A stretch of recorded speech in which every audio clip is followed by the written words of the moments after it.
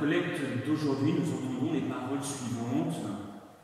Donnez-nous, nous vous en prions, Seigneur, que le cours du monde soit pour nous paisible, sous la conduite de votre providence, et que votre Église vous serve avec joie dans la tranquillité.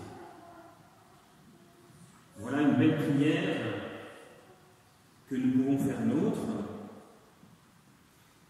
Prière pour la paix, prière pour la tranquillité de notre monde, mais aussi de nous-mêmes, alors même que nous vivons des temps de souffrance. Saint Paul le dit clairement dans son épître, parce qu'il nous parle des souffrances du temps présent. Il dit, j'estime qu'il n'y a pas de commune mesure entre les souffrances du temps présent et la gloire qui doit se révéler en nous. Si nous pensons aux souffrances de notre temps, à nos propres souffrances, aux souffrances des autres, aux souffrances dans le monde, nous pourrions penser que Saint Paul ne sait pas de quoi il parle et qu'il se moque de nous en disant cela. Heureusement, nous savons, parce qu'il le dit aux Corinthiens, nous savons tout ce que Saint Paul a souffert pour le Christ. Il a souffert la flagellation, la bastonnade, la faim, le froid, la nudité, les naufrages, la prison, les moqueries. Saint Paul a souffert quelque chose de véritablement terrible, physiquement, mais aussi moralement, car il dit combien il a prié pour ces communautés chrétiennes qu'il fondait. Il savait aussi que le démon allait régner, que le démon disperserait les brebis. Et donc nous ne pouvons pas dire que Saint Paul ne sait pas de quoi il parle quand il évoque les souffrances du temps présent. Alors, si Saint Paul, qui a souffert cela, nous dit il n'y a pas de commune mesure entre les souffrances du temps présent et la gloire qui doit se révéler en nous, il faut que nous le prenions au sérieux et que nous croyions en cette parole qui est vraie. Et c'est difficile pour nous, justement, de croire dans cette parole. Pourquoi? D'abord parce que, comme nous le disions à l'instant, les souffrances sur cette terre sont monumentales. Les souffrances sont terribles dans notre monde. Les souffrances physiques, les souffrances morales. Et puis c'est difficile pour nous de croire à cette parole de Saint Paul parce que la gloire qui doit se révéler en nous, que voulez-vous, on ne la voit pas. Le bonheur du ciel, voir Dieu face à face, ça vous dit quoi à vous? Cessez de me dire que vous savez ce que c'est, ce que cela veut dire. Moi, je ne sais pas ce que ça veut dire de voir Dieu face à face. Et je ne sais pas ce que c'est que ce bonheur dont parle ici Saint Paul. Parce que je suis fait de chair et d'os, et vous aussi. Donc nous sommes tous dans la même galère devant cette réalité de la vision de Dieu. Dans la même galère, je veux dire, dans cette difficulté d'imaginer le bonheur du ciel. En revanche, les souffrances de ce monde, nous avons les nôtres, nous avons celles des voisins. Et nous sommes impuissants devant la souffrance. Et pourtant, Saint Paul nous dit il n'y a pas de commune mesure entre les souffrances du temps présent et la gloire qui doit se révéler en nous. Alors nous nous tournons vers Dieu et nous lui disons cette collecte d'aujourd'hui, donnez-nous, Seigneur, que le cours du monde soit pour nous paisible sous la conduite de votre providence et que votre Église vous serve avec joie dans la tranquillité. Non pas parce que nous sommes idiots ou parce que nous ne croyons pas à ce que nous disons. Non. L'Église nous fait prier pour cela parce qu'elle veut ranimer en nous la confiance en Dieu. La foi, elle veut augmenter en nous la foi. Ce qui est toute l'histoire de ce peuple élu, avec son Dieu, qui lui aussi passe par des tribulations, parce qu'il passe par la soif dans le désert, il passe par la faim, il se révolte contre Dieu. Alors justement, devant ces souffrances de ce temps présent, il faut que nous prions cette oraison de ce jour. Nous avons deux attitudes vis-à-vis de la souffrance. D'abord, distinguons entre ma souffrance personnelle et la souffrance des autres. Ce sont deux souffrances différentes. Quelle attitude devons-nous avoir devant la souffrance? Nous avons deux options devant la souffrance. Nous avons celle du refus et nous avons celle de l'acceptation. Toujours. Nous sommes toujours libres de nos actes. Et devant la souffrance, la nôtre, celle des autres, nous avons la possibilité de la refuser, c'est-à-dire de rentrer dans la révolte. Et la révolte s'exprime par la colère.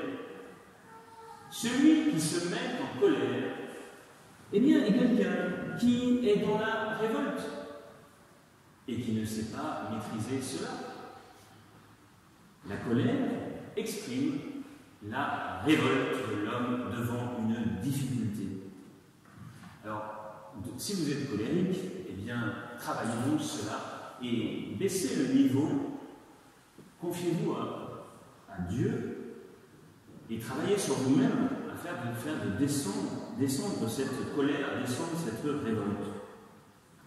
Le refus de la souffrance peut aussi s'exprimer par la fuite. Alors pour cela, il suffit de se droguer. Vous voyez, on peut se droguer de 10 000 manières différentes. On peut se droguer avec les drogues, n'est-ce pas? Bon, voilà. Il y a des drogues qui ne portent pas le nom de drogue, mais qui en sont. Alors on fuit. On fuit dans le virtuel. On fuit dans la drogue, quelle qu'elle soit.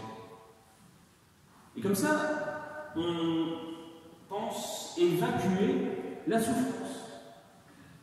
Mais ce n'est pas la solution. Parce que devant la souffrance, le Christ, lui, n'a pas échappé, il n'a pas fui. Et la Sainte Vierge non plus. Nous avons ici des modèles à suivre pour découvrir cette autre option que nous avons devant la souffrance, qui est l'acceptation dans la confiance en Dieu, dans cette foi dans la providence, dans la conduite de nos vies et du monde par Dieu, ce que l'on appelle la providence et ce qu'évoque la collecte d'aujourd'hui. Voilà pour ce qui est de mes souffrances. Mais il y a aussi la souffrance des autres. Et là encore, nous avons deux options. Soit nous faisons comme, vous savez, le prêtre et le lévite qui passent devant celui qui est tombé, le bon samaritain, vous savez, la parole du bon samaritain. Donc il y a celui qui ignore la souffrance de l'autre. Il ne s'en approche pas. Il passe comme si de rien n'était. Je disais d'ailleurs tout récemment que quelqu'un avait fait son jogging dans un bois et qu'une personne, pendant son jogging, était tombée à terre et que personne ne s'était inquiété de cette personne à terre. Résultat, la personne était morte tout simplement parce qu'une personne quand même s'était arrêtée et avait essayé de faire des massages cardiaques à cette personne, mais tout le monde s'en fichait éperdument. Aujourd'hui, vous pouvez vous faire agresser dans la rue, mais tout le monde s'en fiche. J'ai d'autres choses à faire. D'abord, je suis pressé. J'ai des choses à faire, vous comprenez? Donc la souffrance de l'autre, désolé, je n'ai pas le temps.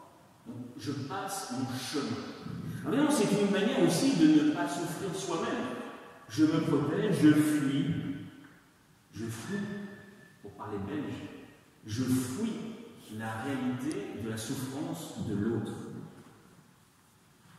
Ou bien je fais comme ce bon samaritain, eh bien je m'accroche, je m'arrête, je prends le temps de regarder la souffrance de l'autre. Et c'est évidemment ce à quoi l'Église nous invite et le Seigneur nous invite. Et c'est ce qu'a fait l'Église depuis toujours, de par le monde, s'occuper des souffrances, de la misère du monde, en leur apportant le Seigneur, et non pas seulement comme une ONG qui donne de l'argent en se servant au passage. Il ne faut jamais oublier qu'on se sert au passage. Donner de l'argent, mais ce n'est pas ça dont on a besoin, ce sont des gens qui s'impliquent, qui vivent avec ceux qui sont dans la souffrance. Et c'est ce que l'Église a toujours fait dans son histoire, avec des congrégations religieuses qui s'occupaient des souffrances, quelles qu'elles soient, des gens qui donnaient. Je mets de l'imparfait, mais c'est faux, je dois mettre ça au présent. Des gens qui donnent leur vie, aujourd'hui encore, de par le monde, pour soulager la souffrance physique et morale de l'homme. C'est la tâche de l'Église, en montrant justement le sauveur de l'humanité, à savoir notre Seigneur Jésus-Christ. Mais attention, c'est un Seigneur Jésus-Christ crucifié. Crucifié. Scandale pour les Juifs et folie pour les païens. Nous aussi, nous sommes invités non pas donc à fuir notre propre souffrance ou à ignorer celle des autres, nous sommes invités à rejoindre la souffrance de l'autre comme l'Église le fait depuis toujours. Depuis toujours. Et j'aimerais que dans nos communautés, dans notre communauté, eh bien, on prenne un petit peu soin de cela. Que l'on s'en rende, que l'on découvre d'une certaine manière et qu'on prenne soin des souffrances des uns et des autres. Mais encore faut-il se connaître. Encore faut-il prendre le temps. Et cela est difficile. Mais cela est possible par l'amitié. Est-ce que nous prenons le temps de la relation qui peut devenir amicale et qui permet ensuite l'ouverture à la souffrance? Parce qu'évidemment, les souffrances, on ne les étale pas comme ça, de manière impudique, sur le parvis de l'Église. Évidemment pas. Mais la souffrance, elle doit être approchée avec délicatesse. Est-ce que chacun d'entre vous prenez le temps de découvrir les souffrances des uns et des autres que vous croisez sur le parvis, à l'église? Est-ce que vous cherchez à soulager finalement la souffrance des autres? C'est évidemment ce que nous devons faire. Voyez comme ils s'aiment. Vous voyez que dans ces cas-là, il n'y a pas de place pour le jugement acerbe, le jugement critique, qui plus est quand il ne connaît pas les tenants et les aboutissants, quand il ne sait absolument pas, qu'il n'est pas capable de poser un jugement. Et c'est pour ça que je n'ai jamais supporté ici, je mets ça au passé car je quitte un stade, je n'ai jamais supporté ici d'entendre des critiques des uns sur les autres, car je l'avais déjà dit et je le répète, je connais mieux que quiconque ici les souffrances des uns et des autres.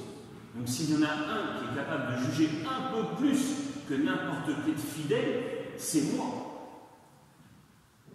Parce que j'ai pris le temps, j'ai essayé de prendre le temps pour chacun d'entre vous de vous connaître.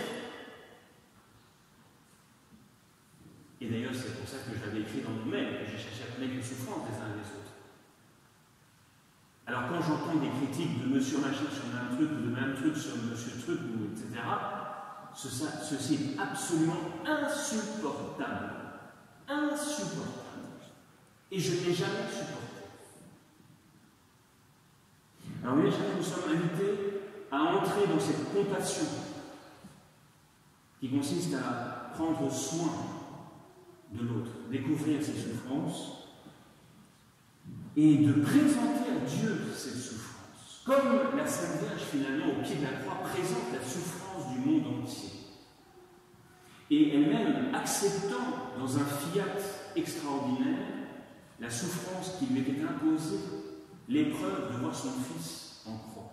Alors demandons précisément à la Sainte Vierge qu'elle nous aide à accepter nos souffrances, à les porter avec courage et à les présenter devant nous. Au nom du Père et du Fils et du Saint-Esprit.